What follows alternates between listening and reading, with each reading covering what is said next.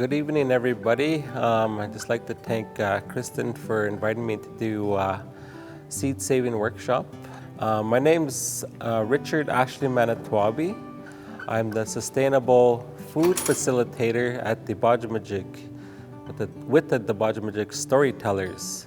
I just want to start off with something that maybe a few of you could answer in your own way, in your own understanding. And that question is, in your own terms, you could respond if you like, or you could share with me later, is what is a seed to you? Another question I want to ask also, you could respond now, or you could respond maybe closer to the end of this workshop. And that other question is, what are some reasons you or your neighbors want to save seeds? Why are seeds important? So one of the things I see as seeds now, as I've been saving them for a longer time, is I came to realize that it's a life. That's one of the ultimate goals. And another one that I kind of built on a belief was somebody's going to have to save these seeds. 96% of our seeds that our ancestors saved are gone. And that really struck out to me too.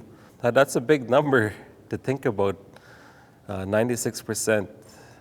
I can't even imagine like how many seeds there could have been today if something didn't happen. So that's why I think seed saving is important. I think seeds are important. These are Carpa Nano Romano beans. They're pole beans. The first 3 years I had these seeds, I never ate them. I just saved them and then dried them and then replanted them. So now I have an abundance. So it kind of taught me about patience also, these seeds. So this next one's about the tobacco seed. We got these seeds from a lady from Mindamoya. She used to visit a lady called the Bean Lady in Six Nations down southern Ontario. And she offered her lots of beans, and then she offered her these tobacco seeds. The bean lady told her that these seeds are 1,000 years old.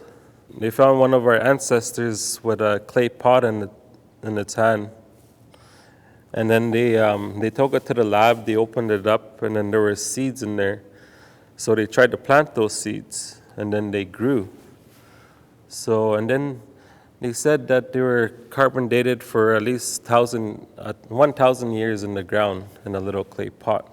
So I started to plant these, and I still plant these today.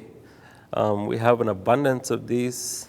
That's what's something that's really important about seeds. I'll be sharing a little bit about the difference between different types of seeds, but seeds, they do share a lot. Like they give back so generously. There's so much abundance on seeds. Does anybody know what a GMO seed is? Yeah? Grow more organic? Grow more organic? Yes, that's right. Grow more organic. That's thinking positive about seeds. The other term is, I guess, genetically modified organisms. They've been in labs, they've been modified to resist pests or insects. What else? Yeah, pesticides, to resist pesticides when they're sprayed on their crop. So they designed that. They were designed to put different genes, like maybe an animal gene into the plant gene. So they're mixing genes, so they're kind of playing with nature's life and trying to do their own thing. There's many things like that are in the store nowadays that I started to be more conscious about, I guess, thinking about it.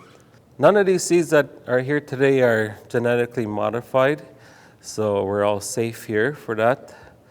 But if you do want those kind, I believe you need a license to actually get those kind of seeds if you want to be a really good farmer to get lots of crops. Another one is hybrid seeds. So a hybrid seed is the kind you get at your local hardware store or any kind of local store. Those are a hybrid seed.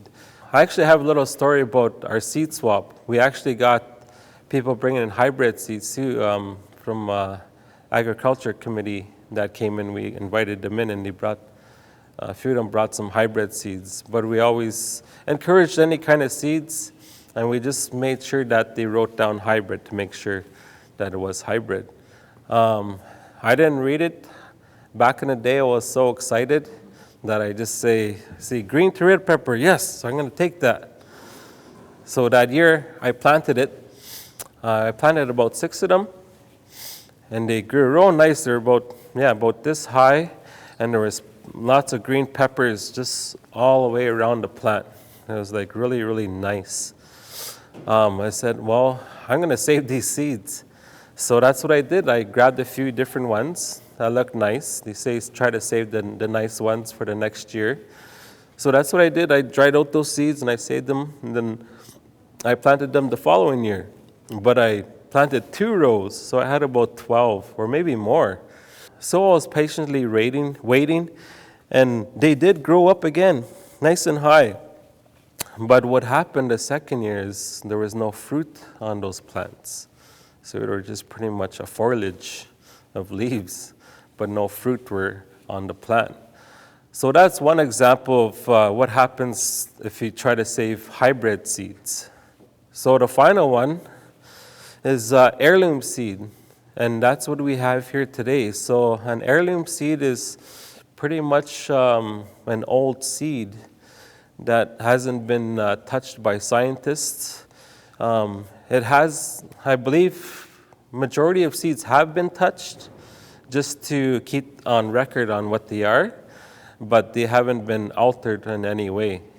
So heirlooms, they say, is a seed that has been passed down for generations. Some people say 50 years, but I can kind of say like just passing down maybe from one family maybe, or maybe just a few years is, I think, is an important thing. All these seeds you see here are heirloom seeds. I start to call them natural seeds. I just, me trying to think about the natural order off the land, so I just call them natural seeds now. Seed saving techniques, how do we save these seeds? So there's different types of seeds. There's dry seeds like these. These are dry seeds. The tobacco. Other dry seeds are, you guys could pass these around. This is a lettuce. There's little brown spots on it, and that's a dry seed. You could pass them around. Another seed that's dries is a corn seed. These are a few options here. And there's some flowers here, the marigold seed. Are seeds that dry on the plant or are almost in maturity that they're turning brown. So those are a few examples of dry seeds. Beans, peas are also things you could dry. So why am I saying dry seeds? Because there's also wet seeds. Some wet seeds I don't really have here, because if I had a fresh squash, I would cut it open and then you would see the seeds in there. But I ate all my squash already. But we do have seeds here for squash. So squash seeds are a wet seed. Those seeds have to be opened up and then rinsed out and then air dried, like maybe by the sun or different places. Another wet seed is tomato. So where's my tomato? I'm just going to share with you guys one way of how we dry tomato seeds. The only reason why I'm sharing you this way is because this is the first way I was taught to save tomato seeds. So you guys could pass this around. What we did is when we grabbed our seeds, I guess I could share a little bit about something about which fruit to grab from the plant. So for an example, the tomato plant is, we're always trying to find the best one, I guess, the best nice round one, the one that ripens the first. Then I start to realize, okay, harvesting this first one. When I went to a workshop one time, a lady inspired me to think about that first thing you grab all the time. And then I really thought about it, and then I was thinking, okay, well, maybe I shouldn't grab that first tomato plant. That's really nice. Maybe I should just leave it and just offer it to Mother Earth. So I decided to do that in a conscious way, in a holistic way, just based on not always grabbing the best thing first and always acknowledging Mother Earth for bringing us this beautiful fruit and food to sustain our living, our families, our community. So that's what I do now. I try not to grab the first one. I try to grab the second one. And that's what I share also with our students at the Bodge. It's just, I guess, another way of thinking about things to feel like I'm not just always taking and taking and taking, because when I first started saving seeds, I just wanted all the seeds and then plant them and then eat them. But what I started to realize is if I was given something like those 3 pods, I really took care of those because out of respect of that person offering those to me, I really wanted to honor that person and then save those seeds because it was important to him on what I gifted to him and then he gifted to me. So that's something, I guess, more holistic approach about saving seeds also.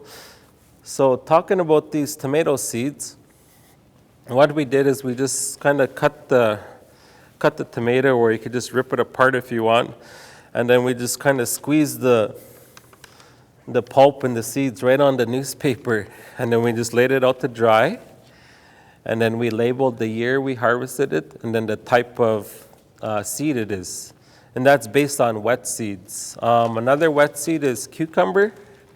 So cucumber is a wet seed. You have to harvest it. A cucumber is when it's really, really matured, that it's almost yellow or light orange, and it's almost rotten. And we also try to tag them, because ours is more like a community garden at the Bodge. We usually tag them with a piece of string, said we're going to save this one for seed. That's another thing that because there's a lot of different people that will go in the garden and they'll just grab something, but sometimes you want to save that second one or that third one for seed. So that's another good thing, is to try to tag them also. Carrots, I was really difficult in this area. The reason why is we have a lot of wild parsnips around here, and it's almost like a carrot. And carrots are like a biennial. It takes 2 years for that to get that flower from that carrot. So you have to wait the second year. Just like a turnip, different root crops, onion. But I tried a few years to save carrot. Every time I saved them, I would plant them next year, and then there would be different colors. They cross-pollinated, it's called, where they're having these 2 different plants merged together, and then they're creating a different kind of carrot. So it's not really a true carrot, because there is people that go to seed swaps and seed exchange where they want the true type. So thinking about that, cross-pollination is also like tomatoes. No, not tomatoes. But yes, tomatoes. In general, when you're saving seeds, you kind of want to have the same kind of crop, same type of tomato in one area, but have a different type of tomato or a different type of lettuce in a different area. Because they say those could also cross-pollinate also. But the ones that you have to keep careful is like your corn. Squash is another one that you have to be careful for. But there's also There's information from different books to get more in detail on these different things. There's different kinds of books you could get at different bookstores now. I noticed they have more now. There's more gardening books, seed-saving books. You could get them on the internet also to get more into detail, more complex things on saving seeds. So that was the wet. Talking about the tomato, tomatoes could have, well, actually any plant could have a disease.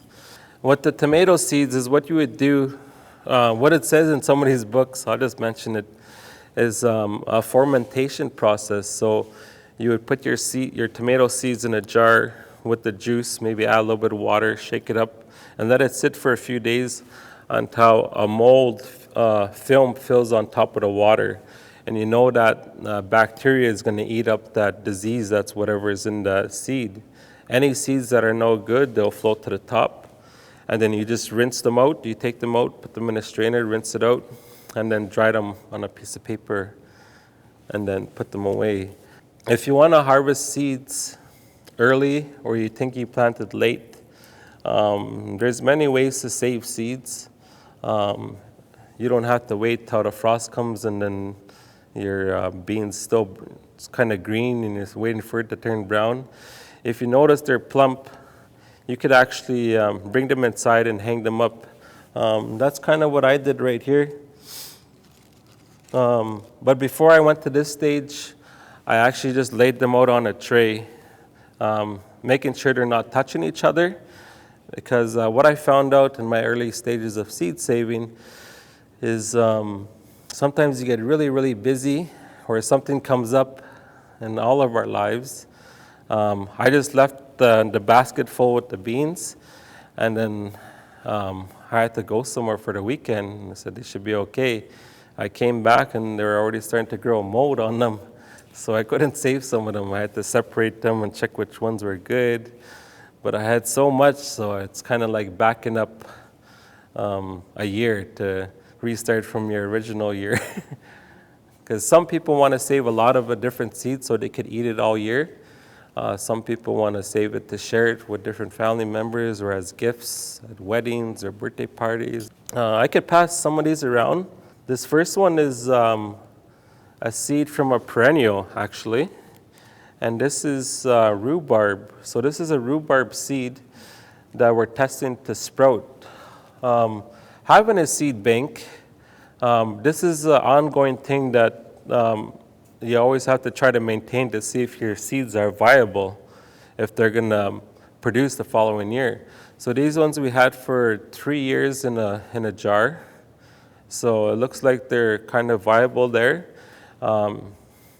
Taking different percentages, seeing how much of those seeds are sprouted, you could kind of say, okay, well, if it's only 50% that are sprouting, only 50% are viable. So when you're planting them, you want to try to double it up. If you want 10 plants, you maybe should plant 20 because maybe you only get 10 when they sprout. Flower seeds, these are a marigold. We had these for 5 years and they sprouted. There's different ways to sprout seeds. This is just one way. So what I do is I just grab anything that we have to hold water and also to have something for the seed to sit on also. So like for this an example, this is a squash. I just put some seeds on there, and then I got a paper towel, and then I put some water on it. I folded it up, and then I put it in a little Ziploc bag like this, and then I just put it right in here, and then I don't close it because you need some air in there, so we just keep it open and I just lay it down. This one started on February 1st, so I could show you guys this on a squash. This is a Hopi pale gray squash, on how much it sprouted, and you could see the main sprout. You could see roots developing, different things. Another one I could share with you guys is the tobacco. So showing the tobacco. These seeds that we have here are 3 years old. So it looks like they're doing pretty good for those tobacco seeds. These Geno seeds here, I think 2 years old. They're always checking out on your seeds. If you want to save seeds and you find something that's been sitting for a while, this is a technique to figure out if it's going to germinate, that's what it's called, or sprout. When people do seed swaps, if you're traveling, there's seed savers that they want to know, like if that seed's viable.